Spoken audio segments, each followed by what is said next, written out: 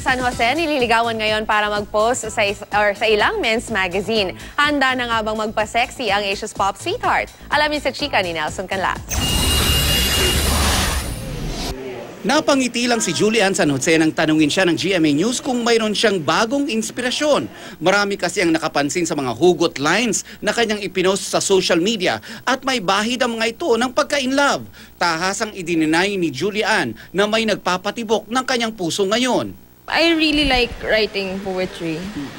And sometimes I do turn them into songs. Sa mga pictures naman ni Julian sa kanyang social media accounts, marami ang nakakapansin na pwedeng-pwede na siyang magpa-sexy. May picture pa nga siya sa Instagram na naka two-piece. May ilang men's magazine na raw na nanliligaw sa kanya para mag-post ng sexy.